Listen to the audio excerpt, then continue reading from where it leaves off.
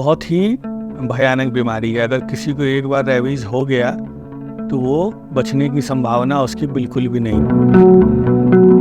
नमस्कार, आज हम रेबीज के बारे में बात करेंगे। रेबीज जैसा कि हम सभी जानते हैं और सभी लोगों को ये पता भी है कि रेबीज कुत्ते के काटने से होता है और ये बहुत ही भयानक बीमारी है। अगर किसी को एक बार रेबीज हो गया तो वो बचने की संभावना उसकी बिल्कुल भी नहीं है, यानी ये 100% फेटल डिजीज़ है। लेकिन अच्छी बात ये है कि हम वैक्सीन से इसे प्रिवेंट कर सकते हैं, यानी अगर रेबीज़ होने की संभावना किसी को हो कुत्ते के काटने से या अन्य जानवर जिसके बारे में हम लोग आगे भी बात करेंगे, तो उससे बचने के लिए वैक्सीनेशन होता है ताकि रेबीज़ ना हो। रेबीज़ एक ऐसी बीमारी है जिसमें मौत तय है, व्यक्ति का मरना तय है। अगर किसी को एक बार रेबीज हो गया तो उसे कोई नहीं बचा सकता। रेबीज एक वायरल डिजीज है और अक्सर ये मैमल्स के काटने से होता है। मैमल्स यानी स्तनधारी प्राणी जो हैं, जो गर्म खून के स्तनधारी प्राणी हैं, उनसे काटने से यह वायरस आदमी के शरीर में जाता है। सबसे कॉमन जो एनिमल बाइट है हम वो जानते हैं, वो डॉग बाइट है, कुत्ते के द्वारा काटा जाना, क्योंकि ये बहुत कॉमनली लोग अपने घर में पालते भी हैं और इस रोड पर स्ट्रीट में भी बहुत ज़्यादा पाया जाता है, जिस कारण से इसे काटने की संभावना बहुत ज़्यादा है। लेकिन ऐसा नहीं है कि रेबीज सिर्फ कुत्ते के काटने से ही होता है।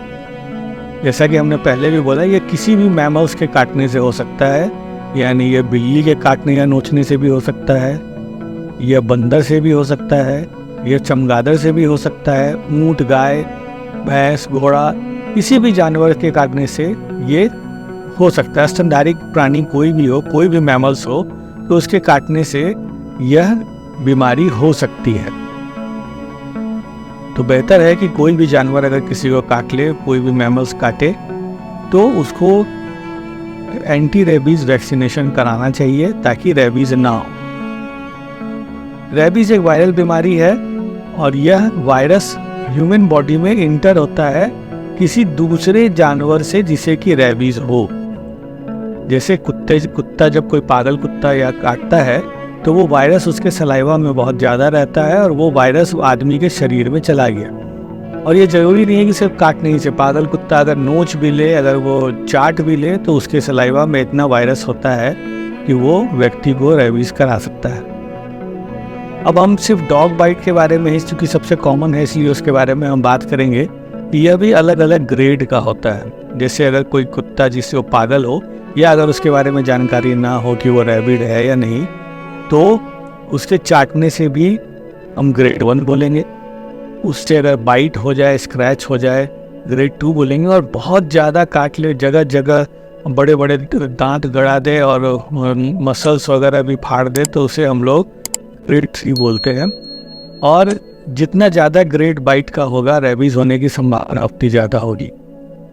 दूसरा ये है कि अगर किसी को पैर में कोई जानवर काट ले और किसी को हाथ में या सिर के जितने नज़दीक वो बाइट होगा या स्पाइनल कॉर्ड के जितने नज़दीक होगा, वो उतना ज़्यादा खतरनाक होगा। अब किसी को ये जानवर काट ले, जैसे बंदर, कुत्ता, बिल्ली कोई काट ले, तो फिर उसको क्या करना चाहिए? तो सबसे पहले तो उसे उसको कुछ भी ऐसा नहीं लगाना है उस घाव में जो उसमें इन्फ्लामेशन बढ़ाए। मतलब ना उसमें स्प्रिट लगाना है, ना उसमें कोई एंटीसेप्टिक लोशन लगाना है, और ना ही किसी तरह का डिटॉल या इस तरह की चीज़ लगानी है, क्योंकि इससे और टिश्यू इंजरी होगा और वायरस बहुत आसानी से मसल्स के अंदर या टिश्यू के अंदर जाएगा और वहाँ से फिर जो हमारे नर्व्स के अंदर घुसने के चांसेस ज़्यादा बढ़ जाएंगे। इसलिए अगर किसी को डॉग बाइट होता है या कोई एनिमल बाइट होता है, तो सबसे पहले रनिंग वाटर के अंदर टैप हम खोल देंगे और जो पानी बहता होगा उसके अंदर बहुत अच्छे से उस वुंड को धोना है। हम चाहे तो उसमें साबुन लगा सकते हैं, कम से कम 10 से 15 मिनट तक उसे अच्छे से धोना है।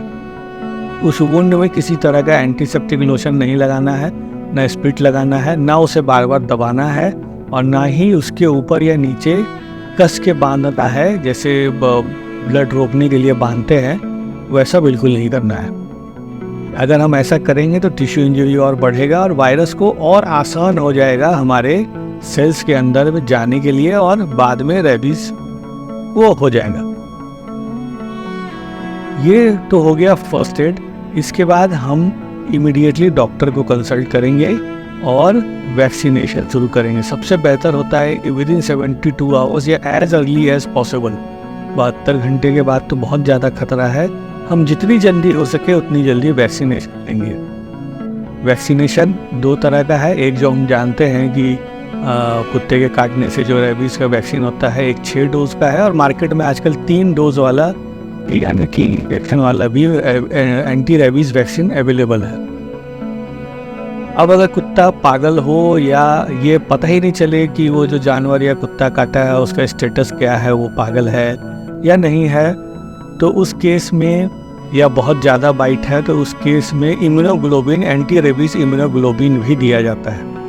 यह बॉडी वेट के हिसाब से होता है। बॉडी वेट के हिसाब से कैलकुलेट करते हैं कि कितना इम्यूनोग्लोबिन देना है। उसका हाफ डोज जो बाइट साइट है उसके आसपास में इन्फिल्ट्रेट किया जाता है और बचा हुआ हाफ डोज जो है वो जिस जगह एंटी रेबीज़ वैक्सीन लिया गया है उसके दूसरी जगह पर, यानी उस जगह छोड़ के दूसरी जगह पे बचा हुआ आधा डोज हम लोग इम्यूनोग्लोबिन का लगाते हैं। एग्जाम्पल के लिए अगर डॉग बाइट के बाद किसी को राइट हैंड में, राइट आर्म में एंटी रेबीज़ वैक्सीन पड़ा है तो उसका इम्यूनोग्लोबिन लेफ्ट में डाला जाएगा।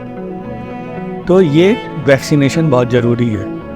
इससे बचने के लिए भी जो भी अपने घर में जानवर पालते हैं जैसे बिल्ली, कुत्ता, ये सब कुछ अगर पालते हैं तो ये बहुत ज़रूरी है कि वेटनरी डॉक्टर से मिल के वो अपने पालतू जानवर का भी एंटी रेबीज़ वैक्सीन करवाएं। ऐसा करने से उनके जानवर को रेबीज़ नहीं होगा, उसके काटने से किसी और को रेबीज़ होने की संभावना नहीं रहेगी।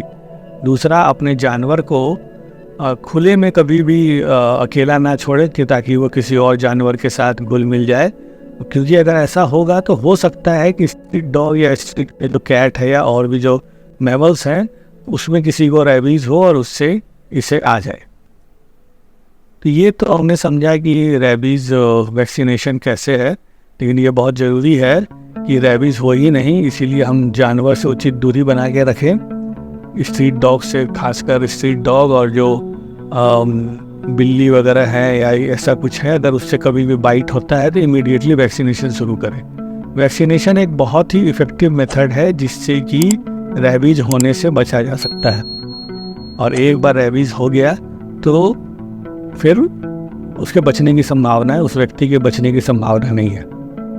आशा करता हूँ कि इस वीडियो से आपको रेबीज़ के बारे में बहुत कुछ पता चला होगा और वह किसी भी एनिमल बाइट के बाद रेबीज़ वैक्सीनेशन क्यों ज़रूरी है ये भी समझ में आ गया होगा। इसी के साथ मैं वीडियो समाप्त करता हूँ।